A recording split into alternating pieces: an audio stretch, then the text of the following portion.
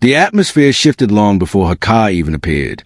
Streets in northern Italy were already overflowing with people pressed tightly against barriers, families balancing children on shoulders, elderly couples leaning from balconies, and camera flashes erupting every few seconds beneath the blazing afternoon sun. Nobody had gathered for a film premiere or celebrity fashion launch.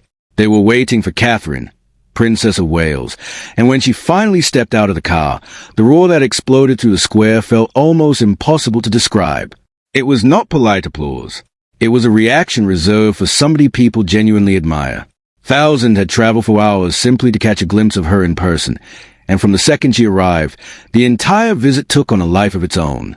Dressed elegantly but without unnecessary theatrics, Catherine moved through the crowds with remarkable ease, smiling warmly at children waving handmade drawings while stopping repeatedly to speak with teachers and local families. What stunned people most was how natural everything felt. Nothing about the visit carried the stiff energy of a carefully managed publicity exercise. There were no exaggerated poses of photographers, no desperate attempt to create viral moments, no sense that she was trying to perform importance. Instead, she looked entirely comfortable doing what she has quietly done for years, listening, engaging, and making people feel noticed. During her visit to a respected early childhood education center in Reggio Emilia, she knelt beside young children as they proudly showed her paintings and crafts. Then came the moment nobody expected. Catherine began speaking fluent Italian. Parents standing nearby visibly reacted in surprise, while children instantly warmed to her even more. She laughed with them naturally, responding with the confidence of somebody who genuinely understood the language rather than rehearsing a few prepared phrases for applause. The children did not approach her cautiously. They ran toward her instinctively, grabbing her hands and pulling her towards their work as though greeting somebody familiar. That kind of reaction cannot be choreographed. Children expose authenticity faster than adults ever can, and throughout the day they surrounded Catherine constantly, clinging to her side while she listened attentively to every excited story they attempted to tell her.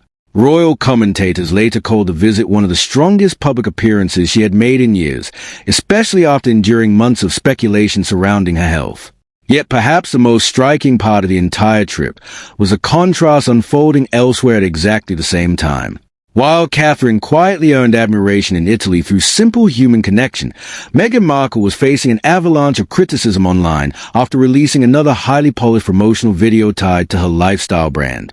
The footage was intended to appear glamorous and aspirational, yet audiences reacted with confusion almost immediately. Viewers mocked the dramatic poses, the slow-motion close-ups, and the oddly theatrical expressions, questioning whether the video was promoting luxury products or attempting to stage an audition reel. Social media exploded with sarcastic commentary, with many viewers admitting they could not understand what image Meghan was trying so desperately to project anymore. The timing could not have been more damaging. On one side of the Atlantic stood Catherine, speaking softly with children and educators while crowds applauded her sincerity. On the other stood Meghan, facing widespread ridicule over content many considered painfully artificial.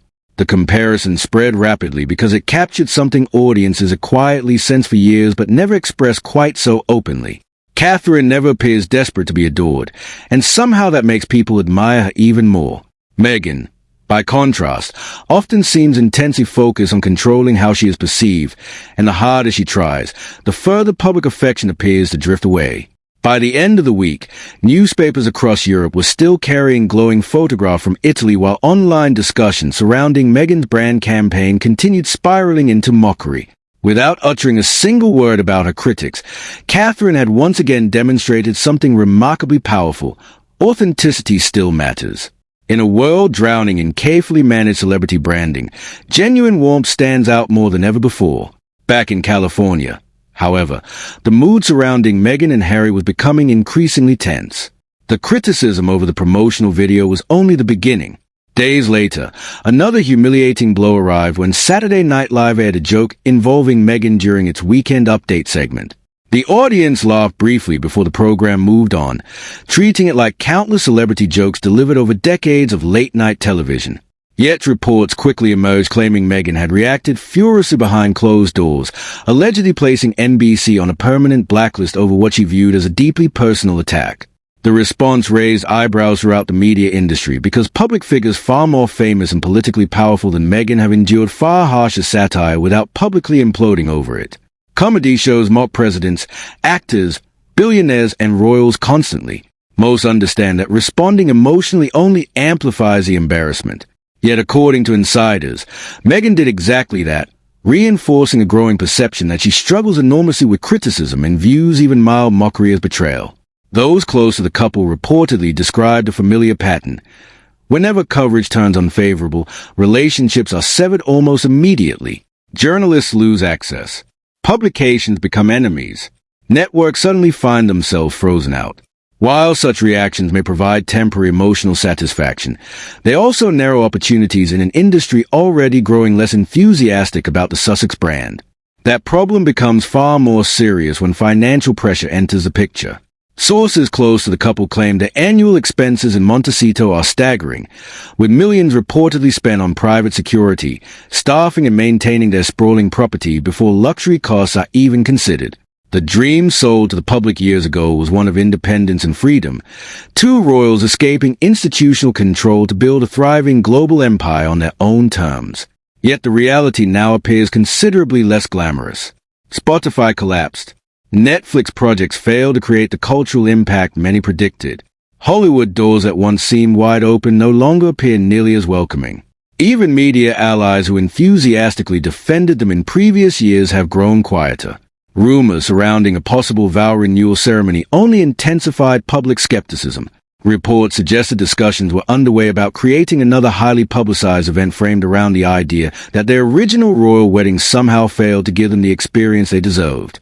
To many observers, the claim sounded astonishingly disconnected from reality.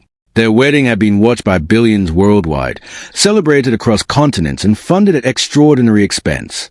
Suggesting it was insufficient struck many people as yet another example of endless dissatisfaction no matter how much privilege had already been received. Meanwhile, concerns surrounding Prince Harry's Invictus Game project quietly deepened behind scenes. Once praised almost universally as his most meaningful achievement, the organization has reportedly suffered major sponsorship losses alongside growing scrutiny regarding finances and branding priorities. Several key backers stepped away, while critics questioned whether the event had become too heavily associated with celebrity image management rather than wounded veterans themselves.